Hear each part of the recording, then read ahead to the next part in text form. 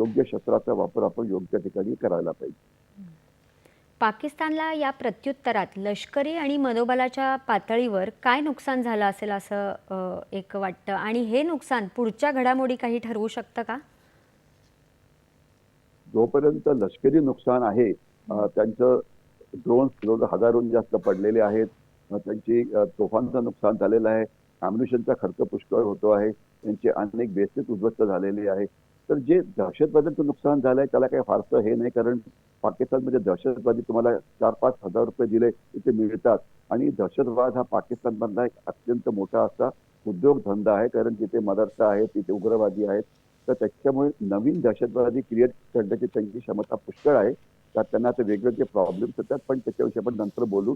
परंतु जे लष्करी त्यांचे जे शस्त्र आहेत त्यांचं नुकसान पुष्कळ झालंय, खास तर ड्रोन्सचं, खालचं मिसाईलचं. परंतु ड्रोन्सचा त्यांना मदत करण्याकरता तुर्कस्तान आहे आणि चायना सुद्धा त्यांना मोठ्या प्रमाणात मदत करतो आहे.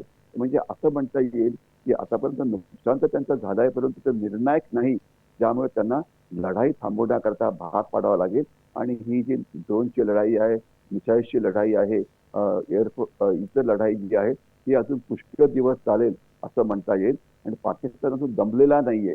पाकिस्तानची क्षमता एकदम खाली आलेली नाहीये. युद्ध करण्याची त्यांची क्षमता कमी झालेली आहे, परंतु संपलेली नाही. बरोबर. भारताची नो फर्स्ट स्ट्राईक पण स्ट्रॉंग रिस्पॉन्स ही रणनीती अशा घटनांमध्ये किती प्रभावी सिद्ध होते, आणि ती जागतिक समुदायासमोर कितपत विश्वासार्ह ठरते? असं आहे की आपण पाकिस्तानला जशास तसं उत्तर देतो आहे, आणि त्याच्यामुळे म्हणजे जगाला कळून टाकलेलं आहे की आपण एक स्ट्रॉंग देश आहे. एवढं मी म्हणजे त्याच्या पहिले काय व्हायचं की कुठला दहशतवादी हल्ला झाला तर सगळे देश आपल्याला उपदेश करायचे की नाही नाही नाही, तुम्ही एक मोठे देश आहात, तुम्ही स्ट्रॅटेजिक दृष्टीने दाखवायला पाहिजे.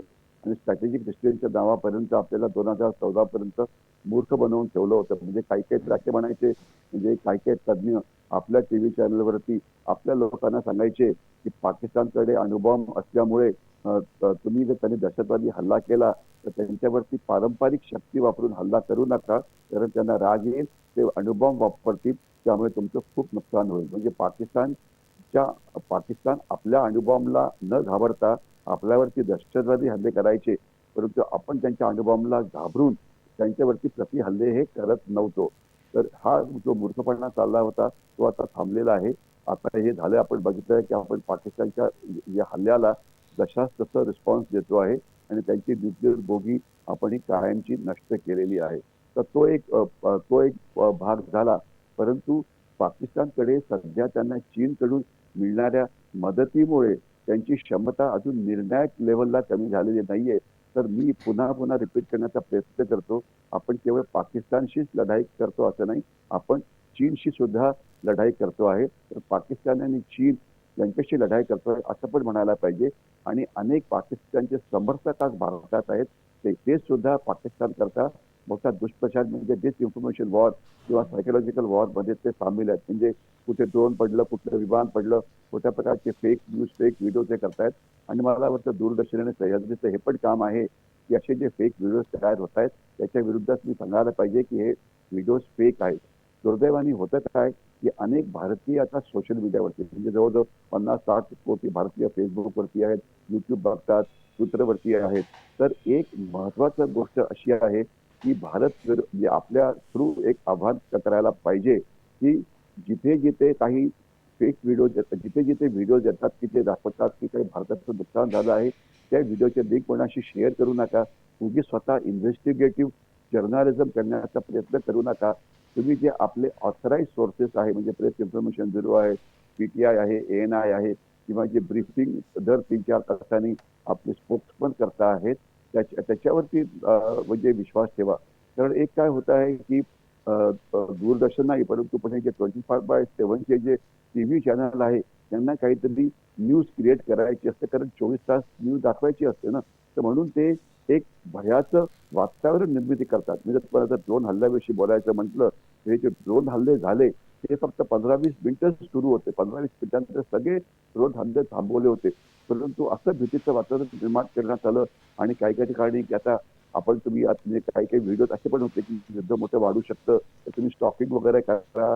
म्हणजे म्हणजे पुणे आणि मुंबई शहरामध्ये लोकांनी मोठ्या प्रमाणामध्ये स्टॉकिंग करायला सुरुवात केली. आणि म्हणजे एक त्याचं भयाचं वातावरण जे निर्माण झालेलं आहे, की जसं भयाचं वातावरण समजा करोनाच्या काळात झालं होतं.